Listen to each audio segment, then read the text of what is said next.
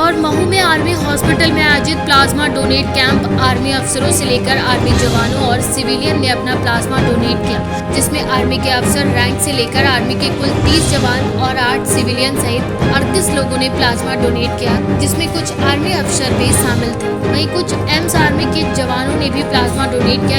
यह camp MY अस्पताल के डॉक्टर वर्मा व डॉक्टर यादव और मिलिट्री हॉस्पिटल के सहयोग से आयोजित किया गया।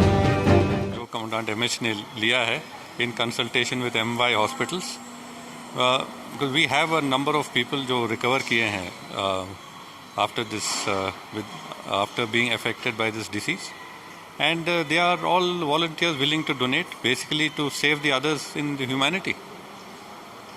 बाकी को बचाने के लिए जो है they are all doing it very voluntarily.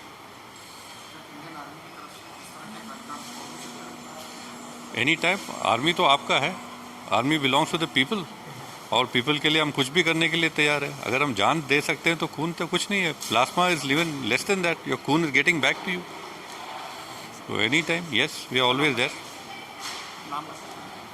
Lieutenant general Anant Narayanan, commandant infantry school का अपने आप में एक यूनिक कैंप है, क्योंकि ये जो प्लाज्मा हम कलेक्ट कर रहे हैं ये वो लोग दे रहे हैं जो कोविड महामारी से जूझने के बाद ठीक हो गए हैं, जिनमें कि एंटीबॉडीज़ प्रेजेंट हैं। और ये करीब 30 लोग आर्मी ऑफिसर्स, उनके जेसीओस और सिविलियंस ये प्लाज्मा डोनेशन कर रहे हैं, जो हम कलेक्ट करेंगे। और ये कलेक्ट किया हुआ प्लाज्मा 2 से 3 लोगों की जान बचाएगा जो कोविड की महामारी से जूझ रहे हैं। अभी तक एक साथ इतनी संख्या में कहीं भी पूरे देश में प्लाज्मा डोनेशन कैंप नहीं हुआ है। हम बड़े आभारी हैं ब्रिगेडियर साहब के कि इन्होंने ये इतना अच्छा ऑर्गेनाइजेशन करके, इतना सब ऑर्गेनाइज़ करके लोगों को इकट्ठा किया, क्योंकि हमें एक एक प्लाज्मा एकत्रित करने में बहुत परेशानी आ रही है। क्योंकि जो लोग ठीक हो जाते हैं वो इतने दिनों अस्पताल में रह जाते हैं कि उसके बाद फिर वो खुद प्लाज्मा देने आने के लिए आगे नहीं आते हैं। तो हम बहुत बहुत शुक्रिया अदा करते हैं ब्रिगेडियर साहब का कि उन्होंने सब लोगों को मोटिवेट किया, उनको इस एक प्लेटफॉर्म पे लाए, और आज करीब 30 से 35 यूनिट प्लाज्मा हम एकत्रित करेंगे, जो कि करीब 60-70 लोगों की कोविड महामारी से जूझने में मदद करेगा। मैं doctor Ashok Yadav, professor head transfusion medicine, MY hospital, MGM medical college Indore. देखिए, आजकल जो हमारा जब से कोविड हुआ है, हमारे एक्स सर्विसमैन या वृद्ध लोग जो हैं उनको बहुत ज़्यादा सीवियर कोविड हो रहा है। तो जो अभी करंट गाइडलाइंस हैं और ट्रीटमेंट की तरीका है, उसमें जो लोग वृद्ध खासकर होते हैं या जिनको ज़्यादा सीवियर कोविड होता है, उसमें प्लाज्मा देने से अर्ली टाइम पे बहुत फ़ायदा हो रहा है।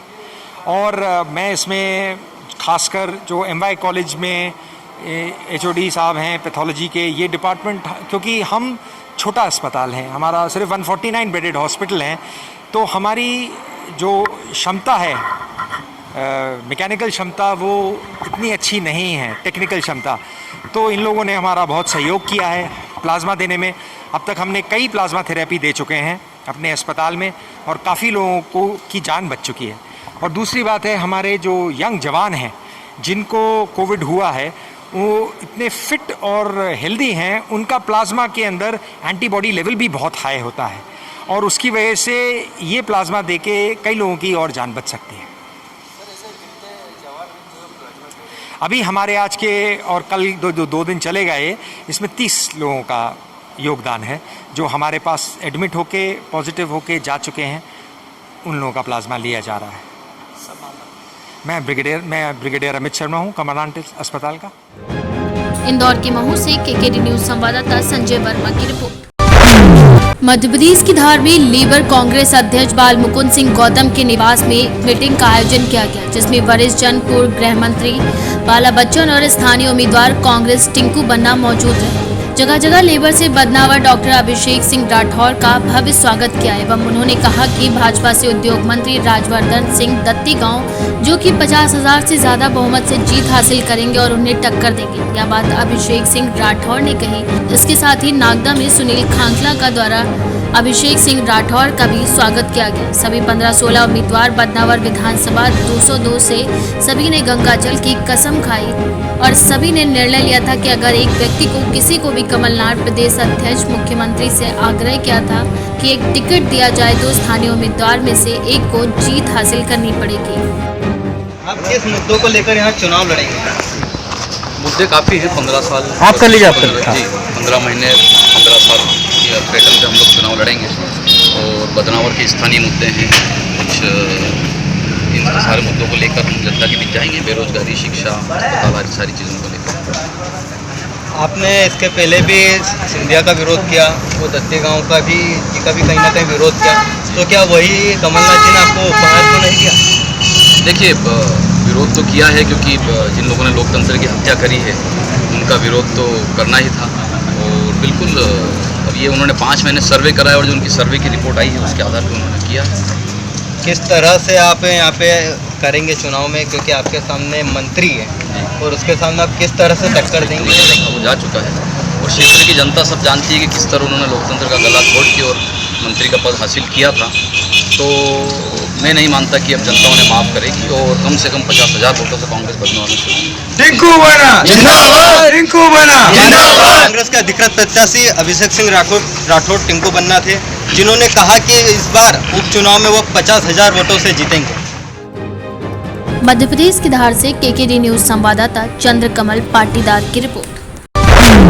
बिहार के गया वजीरगंज प्रखंड के स्वतंत्रता सेनानी क्लब शह पुस्तकालय विशुलपुर के प्रांगण में आचार्य कुल मानव चेतना समिति के बैनर तले महात्मा गांधी की 191वीं जयंती और लाल बहादुर शास्त्री की 116वीं जयंती के अवसर पर गीत, संगीत, भजन, कीर्तन और रामायण पाठ का आयोजन आचार्य कुल के कमला प्रसाद सिंह की अध्यक्षता में आयोजित किया गया। कार्यक्रम में सर्वप्रथम महात्मा गांधी और लाल बहादुर शास्त्री की तस्वीर पर दीप प्रज्वलित करते हुए माल्यार्पण किया गया। इसके साथ ही दोनों विभूतियों के जीवन चरित्र पर चर्चा करते हुए उनके द्वारा बताए गए मार्ग पर चलने का आह्वान किया गया। इस मौके पर महेश प्रसाद सिंह, अनिल कुमार यादव, अंबिका प्रसाद के साथ कई लोग मौजूद रहे। किया था कि अभी 4-6 महीना कम से कम 1 साल आप और रुके, इसके बाद अभी हम आज़ादी लेने की स्थिति में नहीं। यदि हमें कोई चीज़ आदमी देना चाहे, हम कहें भाई इसमें ले जाएंगे कहाँ से, अभी आप रुकिए 2 दिन बाद हम ले जाएंगे। गांधी जी ने कहा था कि अभी हम आज़ादी लेने की स्थिति में नहीं है, उसको अभी संभालने की स्थिति में नहीं है, इसलिए अभी आप, लेकिन क्लेमेंट ने कहा कि नहीं, हम 1 दिन भी रुकने के लिए तैयार हैं। तो कांग्रेस की बैठक हुई। कांग्रेस की बैठक में भारत और पाकिस्तान के विभाजन पर चर्चा। गांधी जी जबकि विभाजन के पक्ष में नहीं थे, गांधी जी ने कहा था कि if the Congress wishes to accept partition over my dead body. Bihar के गया से केकेडी न्यूज संवाददाता दीपक कुमार की रिपोर्ट। सिद्धार्थनगर के जिला मुख्यालय कलेक्ट्रेट परिसर में सबल संस्थान के सचिव दीनानाथ ने जाति मुक्त बनाने की बापू गांधी जयंती पर संकल्प लेकर प्रधानमंत्री मोदी को उनके किए गए वादे को याद दिलाने के लिए एक अभियान किया। इसमें सचिव ने मोदी जी को अपना वादा पूरा करने की मांग की। आप जो है आज 1 दिवसीय उपवास रखे हुए, किस उद्देश्य से, क्या कारण है? जी, ये जो वर्तमान भारत सरकार है, प्रधानमंत्री नरेंद्र मोदी जी ने जब आज़ादी के 70 साल हुए थे 2017 में, तो उन्होंने एक कार्यक्रम चलाया और लोगों को एक नए भारत का सपना दिया कि अगले 5 सालों में जब देश को 75 साल हो जाएंगे आज़ाद हुए, तब तक हम अगले 5 सालों में 2017 से 2022 तक एक नया Bharat movement, new India movement की उन्होंने बात की। उसके अंतर्गत उन्होंने तमाम सामाजिक बुराइयां और समस्याएं, जो भारत की प्रमुख समस्याएं हैं और सामाजिक बुराइयां हैं, उनको ख़त्म करने की बात रखी और संकल्प लिया। संकल्प से सिद्धि कार्यक्रम ये भारत सरकार का प्रोग्राम है। तो हमने देखा कि ये 3 साल से अधिक समय होने के बाद अगर सरकार इस पे ध्यान नहीं दी तो आप क्या करेंगे? जी, उसी संदर्भ में चूँकि 3 वर्ष से अधिक हो गया कार्यक्रम को, अभी कोई ठोस कार्य योजना या ठोस पहल भारत सरकार की ओर से नहीं हुई है। तो उसी को ध्यान में रखते हुए, चूँकि आज गांधी जी का जन्मदिन है, राष्ट्रपिता हैं और जाति प्रथा के खिलाफ, छुआछूत के खिलाफ उन्होंने बहुत आंदोलन चलाए थे। आज़ादी के पहले उनकी मांग थी कि आज़ादी से पहले तो ये खत्म होना चाहिए, तो गैर बराबरी है, असमानता है। तो आज उनका दिन है, राष्ट्रपिता को याद करते हुए आज हम लोग यहाँ 1 दिवसीय उपवास पे बैठे हैं और मांग कर रहे हैं सरकार अपनी ही योजना को अमल पे लाए, उसको सामने आपका करे। क्या नाम है, किस संस्था से हैं? ये सबल संस्थान हमारी सिद्धार्थ नगर की है, मरनी ब्लॉक की, दीनानाथ नाम हमारा।